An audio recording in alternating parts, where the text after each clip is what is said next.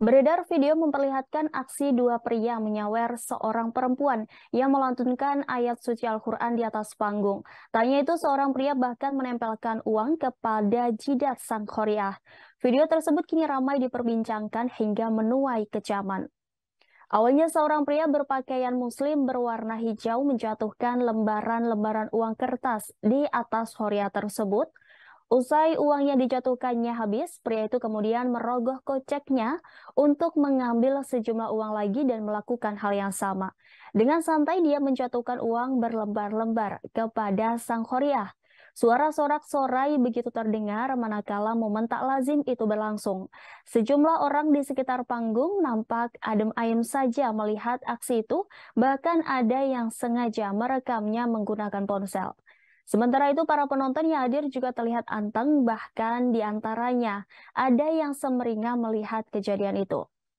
Tak berapa lama muncul seorang pria lagi berbaju muslim berwarna putih yang ikut memberikan uang.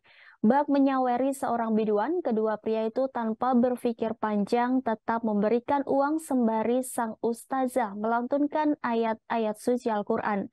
Bahkan pria berbaju putih itu nampak menyelipkan sejumlah uang ke dalam jilbab sang khoриah. Berdasarkan informasi yang beredar, video viral itu diambil ketika mereka memperingati acara Maulid Nabi Muhammad. Menurut konten yang dimaksud, khoриah dalam video itu bernama Hajah NH dan berasal dari daerah Tangerang, Banten. Terkait aksi kedua pria yang menyawer khoриah tersebut, kini Ketua MUI Khalil Nafis memberi kecaman. Khalil Nafis marah besar saat mengetahui ada perbuatan seperti itu. Menurutnya perbuatan tersebut tak pantas untuk dilakukan. Sementara aksi tersebut juga turut ditanggapi oleh Wakil Ketua Majelis Ulama Indonesia, yakni Anwar Abbas. Ia menyayangkan tindakan tersebut. Anwar menjelaskan seorang khoриah atau khoриah diperbolehkan menerima uang ketika diminta untuk membaca Al-Quran. Namun cara pemberian uang kepada khoриah atau khoриah tetap harus dilakukan dengan sopan dan beradab.